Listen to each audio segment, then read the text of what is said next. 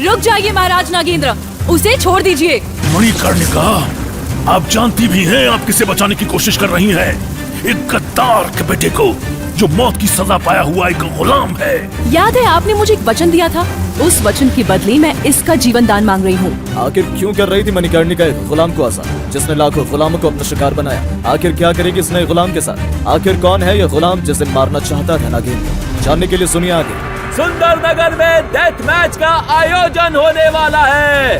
राजकुमारी मणिकर्णिका भी इस आयोजन में पधार रही है। मौत का खेल तो इन अमीरों ने अपना शौक बना रखा है। डेथ मैच में गुलामों के लिए एक नियम बनाया गया था। अगर एक भी गुलाम राज परिवार के किसी भी योद्धा को हराकर जिंदा बच जाए तो उसके साथ सारे गुलामों को आजाद कर दिया जाएगा। सूरज की पहली किरण के साथ डेथ मैच शुरू हो चुका था। दोपहर तक लाशों के ढेर जमा हो चुके थे। एक तरफ अमीर लोग जीत का जश्न मना रहे थे, दूसरी तरफ रोते चीखते गरीब और गुलामों के परिवारों का दर्द धरती और आसमान को भी दहला रहा था। अखाड़े में खड़ा सुंदर नगर का बेरहम और ताकतवर राजकुमार राजदत्त लोगों को चुनौती दे रहा था। तभी नील ने अखाड़े में कदम रखा।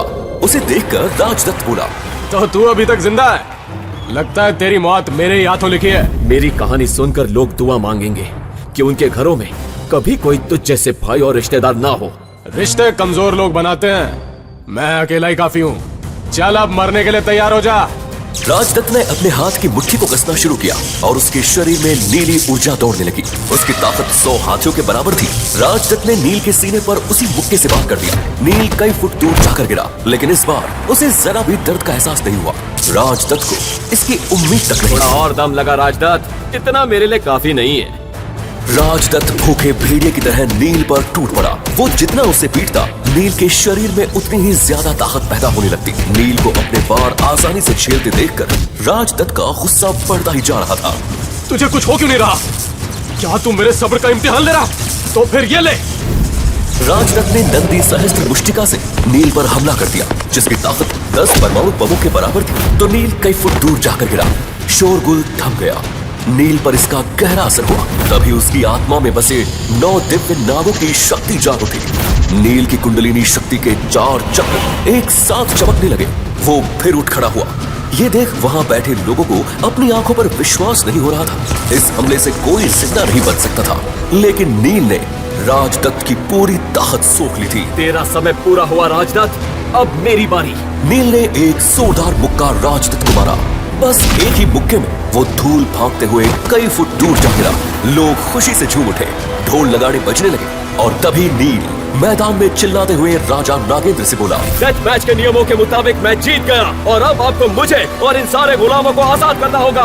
राजदत्त की हार उसके पिता युजवेंद्र और बड़े चाचा नागेंद्र को बर्दाश्त नहीं हुई। इतनी आसानी से नहीं नील, तुझे आजाद छोड़कर मैं इतने वर्षों की अपनी मेहनत बर्बाद नहीं कर सकता। नागेंद्र ने अपना हाथ लहराया और नीली बिजली की तलवारें हवा में घूमते हुए नील को घेरने लगी। नील जानता था कि वो नागेंद्र का सामना नहीं कर सकता।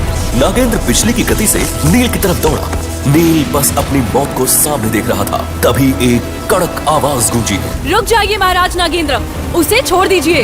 नागेंद्र के कदम वहीं रुक गए। मणिकर्णिका, आप जानती भी हैं आप किसे बचाने की कोशिश कर रही हैं?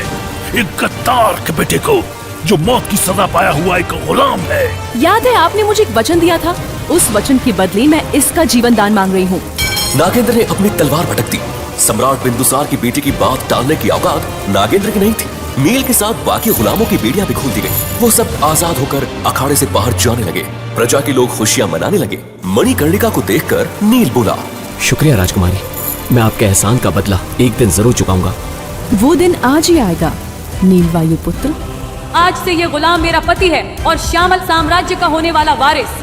ये घोषणा सुन सबके पैरों तले जमीन खिसके। आखिर क्यों मणिकर्णिका ने की नील से शादी? आखिर क्या राज था नील का? आखिर कैसे आई नील के पास वायुपुत्र की उपाधि? आखिर नागेंद्र क्यों चाहता था नील की मौत? क्या ये मणिकर्णिका की कोई चाल थी या कोई बड़ी साजिश? क्या सच में नील बन जाएगा श्यामल साम्राज्य का वारिस? आगे की कहानी जानने के लिए देखिए अगला एपिसोड सिर्फ पॉकेट FM के YouTube चैनल पर और महागाथा के सारे एपिसोड्स को सुनने के लिए डिस्क्रिप्शन में दी लिंक से डाउनलोड करें पॉकेट FM ऐप।